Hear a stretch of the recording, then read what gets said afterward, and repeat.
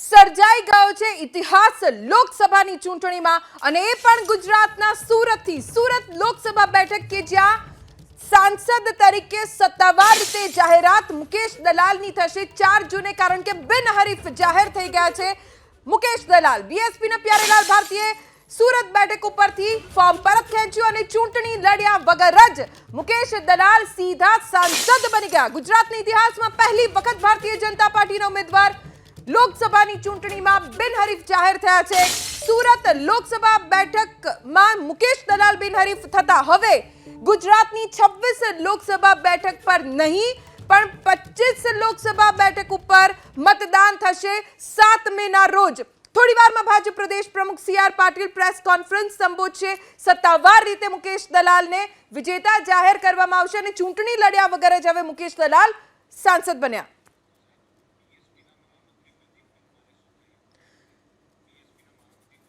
प्रदेश BSP ना महामंत्री प्रदीप भाई परमारे શું નિવેદન આપ્યું છે એ સાંભળીએ। અમારા કેન્દ્રીય કોઓર્ડિનેટર ડૉક્ટર સુરેન્દ્ર સિંહ કલોરિયાજીનું ઘર છે બરોડાની અંદર। એ બરોડાના એમના નિવાસ સ્થાને પણ એમના ઘરે દારૂ છે એવા બહાને પોલીસ જઈને ત્યાં પણ સર્ચ કરે છે। તો આ લોકશાહી છે એ લોકશાહી ઢબે જે ચૂંટણી થવી જોઈએ એ થઈ નથી રહી। તો બહુજન સમાજ પાર્ટી સખત શબ્દમાં આનો વિરોધ પણ દર્શાવે છે અને બાકીના 24 સીટો ઉપર બહુજન સમાજ પાર્ટીના ઉમેદવારો મજબૂતીથી મેદાને છે અને ગુજરાતની જનતા એ ગુજરાતમાં બહુજન સમાજ પાર્ટીના ઉમેદવારોને સમર્થન આપી અને 7 મે બહુજન સમાજ પાર્ટીની જનવિરોધી જે વર્તમાન સરકારની જનવિરોધી નીતિઓના વિરોધમાં અને બહુજન સમાજ પાર્ટીએ જે ઉત્તર પ્રદેશમાં જે કાર્યો કર્યા છે એ કાર્યોને ધ્યાનમાં રાખી અમને પૂરેપૂરો વિશ્વાસ છે કે આવનારા 7 મે જે ચૂંટણી થશે એમાં બહુજન સમાજ પાર્ટીના ઉમેદવારોને ગુજરાતની જનતા એમનો કિંમતી અને પવિત્ર મત આપી વિજય બનાવશે। થોડી વારમાં જ સીઆર પાટીલ પ્રેસ કોન્ફરન્સ કરશે। ચૂંટણી લડ્યા વગર જ મુકેશ દલાલ સાંસદ બન્યા અને ત્યારબાદ સીધા જ તેઓ સીઆર પાટીલને મળ્યા। તેના દ્રશ્યો આપ અત્યારે એબીપી અસ્મિતાની સ્ક્રીન ઉપર જોઈ રહ્યા છો। ખૂબ મોટી વાત કહી શકાય કેમ કે સીઆર પાટીલ જે ગુજરાતમાં એક બાદ એક ચૂંટણીમાં ઇતિહાસ સર્જી રહ્યા છે। કોંગ્રેસના નેતા વિક્રમભાઈ માડમ અત્યારે આપણી સાથે જોડાઈ ગયા છે। વિક્રમભાઈ, આપ વર્ષોથી કોંગ્રેસ સાથે છો અને 125 વર્ષ જૂની પાર્ટી સુરતમાં હવે તેના ઉમેદવાર નથી, ના કોર્પોરેશનમાં સુરત છે, ના વિધાનસભામાં કોઈ ધારાસભ્ય છે, સાંસદ કોઈ નથી, હવે તો ઉમેદવાર પણ કોંગ્રેસના નહીં।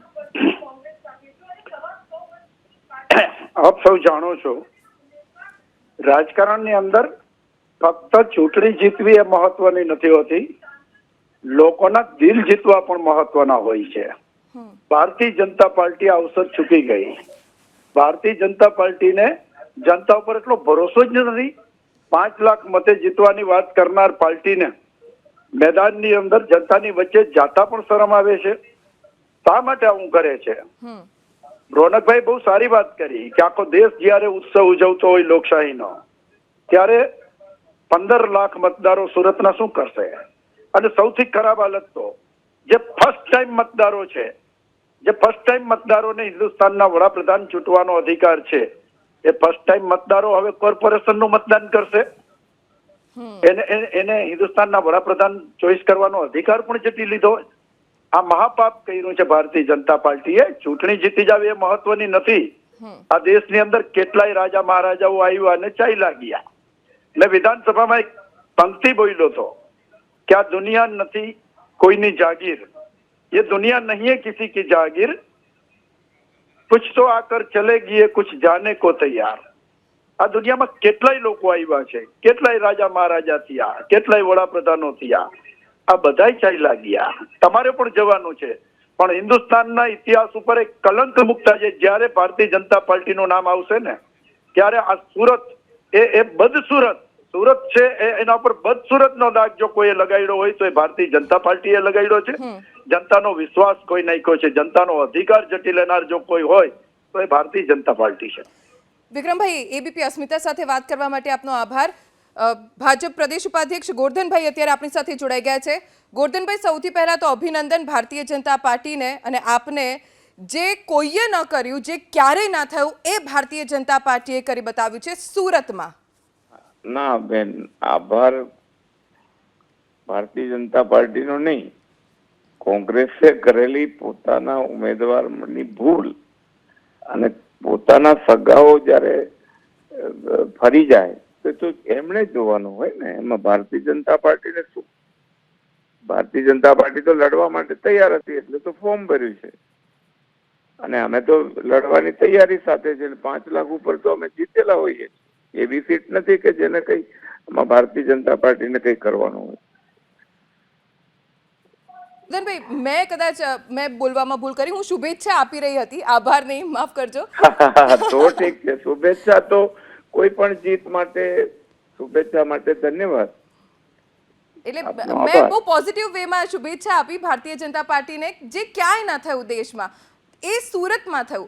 ખાલી પૂછવું છે એ ગોરધનભાઈ કે સુરત જ કેમ? સુરતમાં ક્યાં કોંગ્રેસે કાચું કાપ્યું અને ક્યાં ભાજપનો પ્લાન કામ કરી ગયો?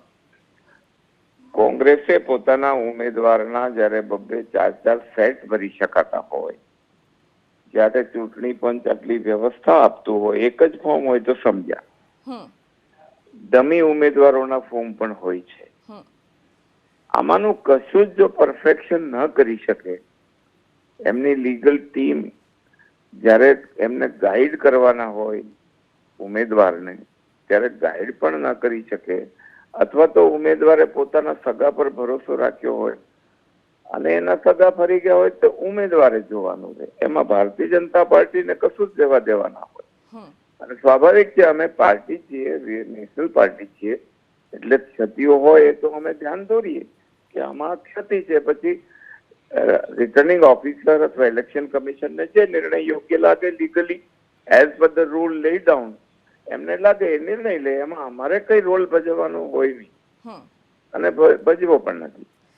આભાર ગોરધનભાઈ, એબીપી અસ્મિતા સાથે વાત કરવા માટે. આપણી સાથે પૂર્ણેશભાઈ મોદી જોડાઈ ગયા છે. પૂર્ણેશભાઈ, જે કંઈ પણ થયું આપની નજર સામે થયું, આપણા સૌ કોઈની નજર સામે થયું, કયો પ્લાન ભારતીય જનતા પાર્ટીનો સુરત લોકસભા બેઠકને બિનહરીફ કરવામાં કામ લાગી ગયો? જો આ બધી ચૂંટણીમાં કોઈ પ્લાન હોતો નથી. મારી તો અત્યારે જવાબદારી દીવ, દાદરા, નગર હવેલીની છે. આ 2 લોકસભા પર મારું ધ્યાન છે. હાલમાં પણ હું દમણ છું.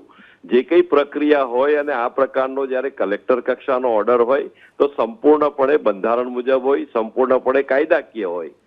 કોઈ એક પોલિટિકલ પાર્ટીના ટેકેદારોનો આ પ્રશ્ન એ લોકો ઉપસ્થિત કરે તો પ્રશ્ન એ લોકોએ જવાબ આપવાનો છે. ભારતીય જનતા પાર્ટીને ક્યાં કઈ લેવા દેવા છે આની જોડે? એટલે આ રીતના જયારે જે કઈ ઘટના ઘટી હોય તો કોઈ પ્રતિપક્ષનું કાર્ય અને અમારા પર માથે ઠોકી દેવાનો કોઈ મતલબ રહેતો નથી.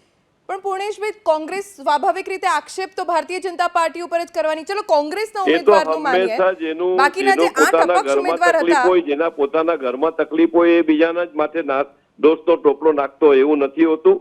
આ કોંગ્રેસના ઘરની આગ છે અને એ લોકો જાણે, અમને એમાં બિનજરૂરી ઘસેડવાનો પ્રયત્ન ન થવો જોઈએ. ઠીક છે પૂર્ણેશભાઈ, એબીપી અસ્મિતા સાથે વાત કરવા માટે આભાર. બીએસપીના પ્યારેલાલ ભારતીએ જેમણે ફોર્મ છેલ્લે પરત ખેંચ્યું, અપક્ષ ઉમેદવારો જેમણે ફોર્મ પરત ખેંચ્યું, કોંગ્રેસમાં જે ઘટનાક્રમ બન્યો નિલેશ કુંભાણીનો એ સૌ કોઈ જાણે છે, અને સાથે જ સુરત લોકસભા બેઠક બિનહરીફ જાહેર થઈ છે અને દેશને લોકસભાની ચૂંટણીમાં પહેલા સાંસદ તરીકે ભારતીય જનતા પાર્ટીના મુકેશ દલાલ સત્તાવાર રીતે મળી ગયા છે.